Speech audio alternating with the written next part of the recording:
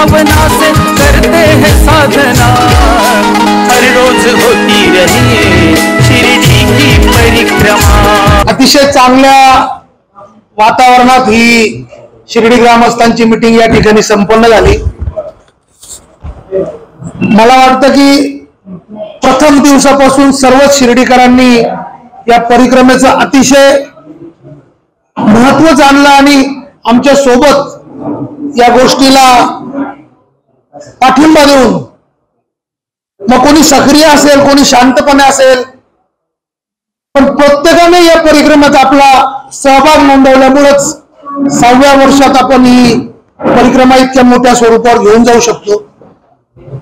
कदाचित प्रथम परिक्रमा करताना जर आम्ही हा विषय मांडला असता की हा परिक्रमा ही एका दिवसाची नसते, आमच्या मनात पहिल्या दिवसापासून होतं की परिक्रमा ही 365 दिवस चालली पाहिजे आणि त्याच्या पुढे जाऊन ती 24/7 भविष्यात जर तशा सुविधा जसं आता इथं मानलं गेलं तशा जर झाल्या, आपण निश्चितपणे त्या करून घ्याल तर ती 24/7 चालली पाहिजे अशी आमच्या मंडळाची कल्पना आहे।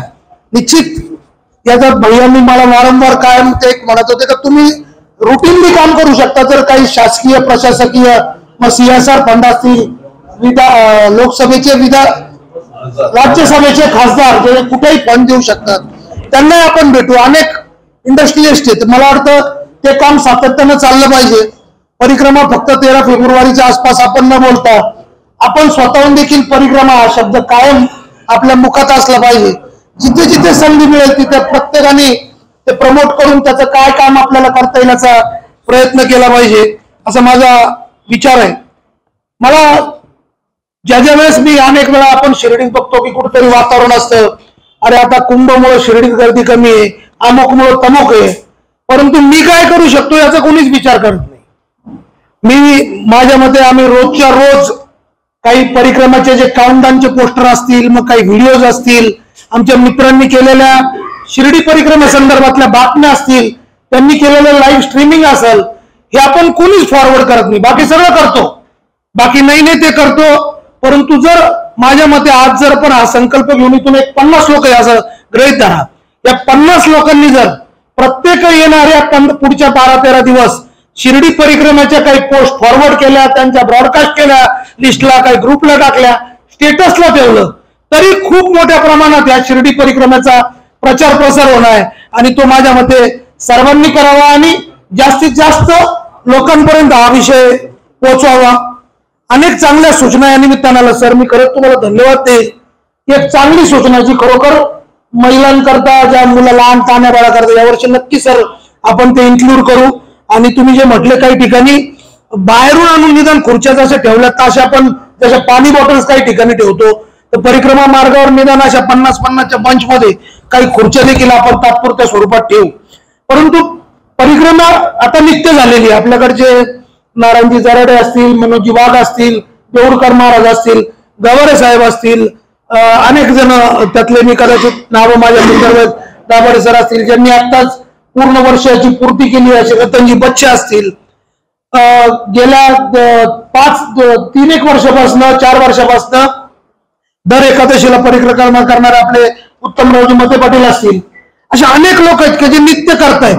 त्यांनी तो जो भाव आहे परिक्रमा मार्गावर इतका छान वसवलाय की त्यांना जागोजागी भैया कुठे पाण्याचा असेल, कुठे चहाचा असेल आणि कुठे नाश्त्याचा आणि परिक्रमा पूर्ण झाल्यावर जेवणाचा असा एक दातृत्वाचा चांगला भाव संपूर्ण परिक्रमावर तयार झालेला आहे। आपल्याकडे इथे शंकर आभारे म्हणून त्यांचे 1-2 हॉटेल्स आहेत, रोजच्या रोज या लोकांना जिथं पाहिजे तिथं आणि वेगवेगळ्या प्रकारचा नाश्ता ते या नित्य परिक्रमाला देतात आणि एक चांगल्या प्रकारचं वातावरण चांगलं त्या निमित्तानं निर्माण झालेलं आहे। आणि आपण जसं म्हणतो की साधारणतः 100पेक्षा अधिक लोक अन्नदान करतात। निश्चितपणे यावर्षी आपण त्यांना उपवासाचं देखील सांगून त्यांना कोऑर्डिनेट करण्याचा प्रयत्न करू।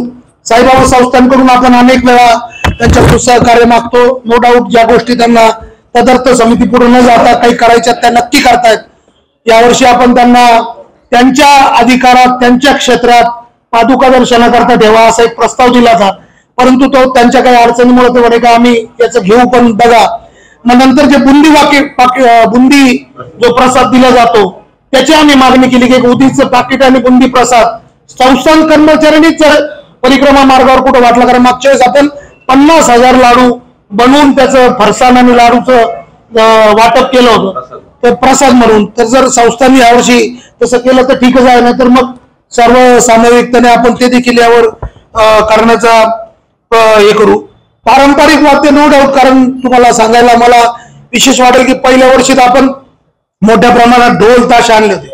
बाबांना काय मंजूर आहे तर खरोखर बाबांना पारंपरिक वाद्यच मंजूर आहे, जे पालखीत वाद्य वाजतात तेच पाहिजे. आणि त्या पहिल्या वर्षाच्या परवानगीत बाकी सगळं रद्द झालं पण तेवढंच वाद्यात निघाली. तर मला अशी तुम्हाला सर्वांना विनंती की आपल्याकडं सगळ्यांकडे कुठे ना कुठे काहीतरी संपर्क आहे.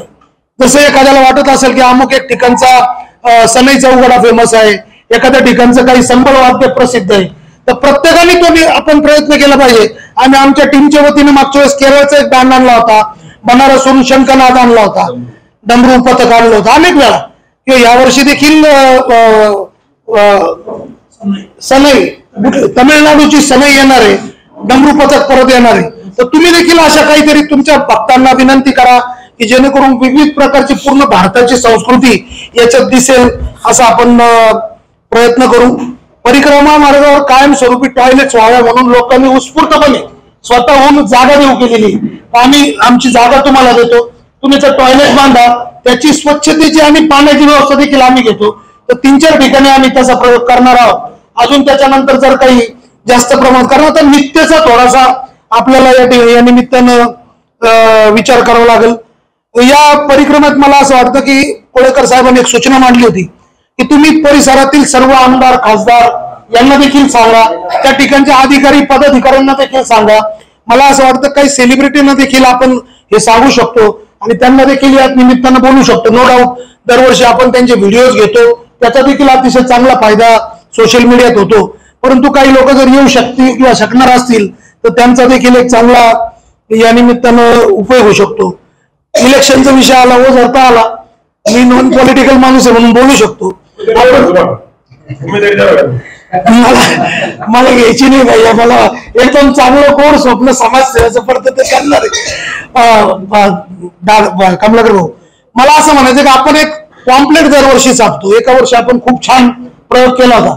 त्या ठिकाणच्या जे काही इच्छुक किंवा सिटिंग नगरसेवक आहे त्यांच्या माध्यमातून आपण आवाहन दिलं होतं. आजचे आपण हे बघितलंय शिर्डी परिक्रमाचा पोस्टर, कारण मला मागच्या वर्षी जे जाणवलेलं सांगतो तुम्ही, मी अटॅच प्रत्येक गोष्ट याच्यातलं मी जर बाकी गोष्टी सांगत बसलो ते पॉझिटिव्ह होणार नाही.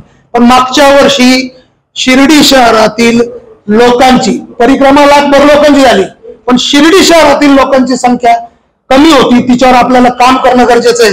म्हणून यावर्षी देखील आम्ही मोठ्या प्रमाणात पत्रक छापणार. विविध प्रभागातली लोकांनी ज्याप्रमाणे आपण एखादं पत्रिका देऊन आमंत्रण करतो, अक्षता देतो, ज्याप्रमाणे राम मंदिराच्या दिल्या गेल्या, तर याच्यात त्याचं देखील नियोजन व्हावं आणि त्याच्या करता देखील आम्हाला त्या लोकांच्या टीमने मदत करावी. मग तुमचं मंडळ असेल, तुमची टीम असेल, पण त्या म्हणजे काय होतं का असं करून उपयोग नाही. एकदम इकडच्या भागात समजा इकडचे एकदम डायरेक्ट लोक आपण टाकले तर त्या प्रमाणात ती थोडीशी जर मदत आम्हाला जर झाली आणि शिर्डीकरांपर्यंत जर हा संदेश पोहोचला तर खूप छान या निमित्तानं होईल. आणि शिर्डी नगर परिषद खूप छान काम याच्यात करतं. दरवर्षी भैयांनी जसं मागच्या वर्षी त्यांनी सांगितलं होतं, अजित मला काम सांग, म्हटलं भैया नगर परिषदची जबाबदारी, कारण थोडंसं मागं पडलेलं होतं काम. भैयांनी जो सपाटा लावला तर थोड्या वेळानं आम्हाला दुसऱ्या दिवशी 4-5 ठिकाणी JCB दिसली. ती जी एक फांदी होती जी अमरधामच्या समोर कायमच ट्रॅफिकला अटायची आणि ती परिक्रमेला त्रास व्हायचा. दुसऱ्या दिवशी असं वाटायला लागलं तर रोडच तिथं काहीतरी 10-20 फुटांनी अशा अनेक ठिकाणच्या फांट्या त्या ठिकाणी कट झाल्या आणि खूप छान कलरचं काम 12 ठिकाणी असं वाटायला लागलं होतं की रोडचंच नवीन काम झालं का. तर खूप छान जबाबदारी ते घेतात. कमलाकर भाऊंच्या दृष्टीने मी जर एखादा व्हिडिओ त्यांना टाकला, मी जर त्यांना एखादा व्हिडिओ टाकला तर माझा त्या व्हिडिओचा प्रचार प्रसाराचं काम त्यांच्याच फोनवर पूर्ण होतं. तर त्यांनी काय केलं, इतक्या मोठ्या प्रमाणावर ब्रॉडकास्ट लिस्ट तयार केली, ते धापा धापा धापा धापा पाठवून देतात. कदाचित मलाच ते परत यायला चालू, ते देखील सगळ्यांनी काम या निमित्तानं करावं असं मला वाटतं. बापूंनी एकदम सुरुवातीपासून एक खूप छान विषय मांडला होता, तो दरवर्षी आमच्याकडून गणीभाई मागं पडतो की बापूंनी ह्या मिरवणुकीमध्ये सर्व धर्म समभावाचं प्रतीक दिसावं म्हणून त्यांनी कायम सूचना केल्या, त्यांच्या बोलण्यात देखील आलं. तर आपले काही मौलाना जे असतील, मग जैन साधू आत्ताच येऊन गेले, काही इतरही धर्मीय काही साधू संतांना सगळ्यांनी मिळून आवाहन करावं, ज्यांचे हस्ते आपण सुरुवात करून एक चांगला संदेश या निमित्तानं जाऊ शकतो, तसा प्रयत्न गणी भाई किंवा आमच्या बौद्ध समाजाचे जे असतील त्यांचे जे भिक्षू, जैन समाजाचे समजा काय असतील, शीख समाजाचे असतील, जे काही आपल्याला त्याच्यात सुरुवातीच्या काळात जर आपण काही करून घेऊ शकलो तर चांगला त्याचा परिणाम माझ्या मते होईल. मोबाईल टॉयलेटची संस्थांनी आपल्याला बऱ्यापैकी दिलंय. आम्ही देखील काही ई टॉयलेट आणतो, त्या खर्चिक मोठ्या असतात, परंतु त्या देखील आम्ही करण्याचा प्रयत्न करतो. माझ्याकडे खूप लिहिलेलं आहे, परंतु एक चांगली सूचना आली ती टोपी, आणि आपण याचा काहीतरी मार्ग लागू. भाऊसाहेब या संपर्कात राहून आपण विविध लोकांना भेटू, तर जेणेकरून करू.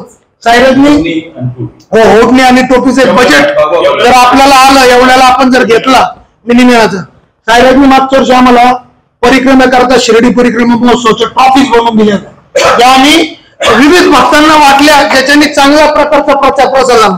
यावर्षी देखील तो तसा इनिशिएटिव्ह घेऊ शकतो. वाद झाले बिरोबा मंदिराच्या तिथे, ज्यावेळेस मी तो रथ बाजूला काढला, कारण जर कदाचित जर जनावरांची जर काही घटना घडली त्याला गालबोट लागू शकते, म्हणून जनावरांच्या कुठलाच म्हणजे उंट, बरेच लोक म्हणतात कधीतरी उंट आणू का घोडे, आपल्याला जनावर कधी आणायचे नाही, आणि त्याला 100% बंदी आहे.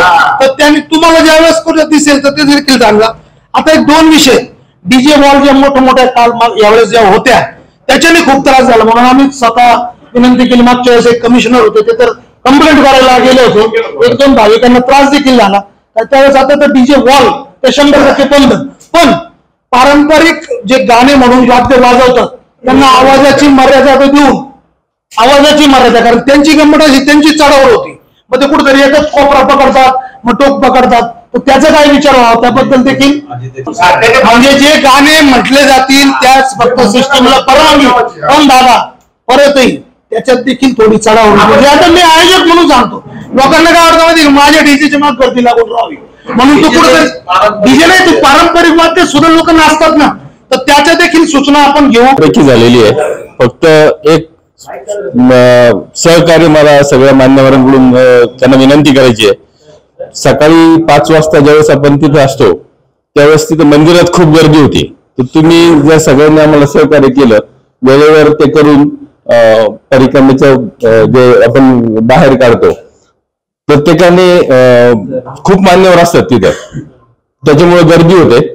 तर तुम्ही आम्हाला गाईड करा कसं ते हे करायचं, आणि मग आपण वेळेवर काढू शकू. जास्त मान्यवर मग काढतो आपण, पण तिथं आणि जे आपण हे धरतो रथ ओढताना जी लोटालोटी होती त्यासाठी मान्यवरांनी सहकार्य करू, एवढीच विनंती. खुशखबर, आता पुणे व मुंबई कुठेही रक्ताचे सॅम्पल पाठवण्याची गरज नाही. आता या सर्व तपासण्या आपल्या शिर्डीमध्येच होणार. तसेच घरपोच सुविधा दिली जाईल. यात आपली शुगर तपासणी करा फक्त 10 रुपयात, तर इतर सर्व तपासण्यांवर 10 ते 20% सूट. आमचा पत्ता SD डायग्नोस्टिक्स, युनियन बँक समोर, भन्साळी स्क्वेअर, गाळा नंबर 3, नगर मनमाड रोड, शिर्डी. आमचा संपर्क क्रमांक 8007 10 0075, तसेच 80 80 70 76 08. विखे पाटील आणि खासदार डॉक्टर सुजय विखे पाटील यांच्या मार्गदर्शनाखाली एअरपोर्ट रोड लगत शिर्डी हद्दीत साईच्या ग्रुपच्या माध्यमातून रामनगरीचा भव्य प्रोजेक्ट. वैशिष्ट्ये, शिर्डी एअरपोर्ट रोड लगत बस स्टॉप, शाळा, बँक 5 मिनिटांच्या अंतरावर, ड्रेनेज व स्ट्रीट लाईट. प्लॉटमध्ये प्रशस्त श्री राम मंदिर, साई समाधी मंदिरापासून 10 मिनिटांच्या अंतरावर, MSAB पोल कनेक्शन, 20 फुटी अंतर्गत रस्ता व दोन्ही कडेने सुशोभित झाडे. रहिवाशांसाठी अनुकूल. शिर्डी नांदुर्गी शिवरस्ता लगत साई परिक्रमा मार्गालगत.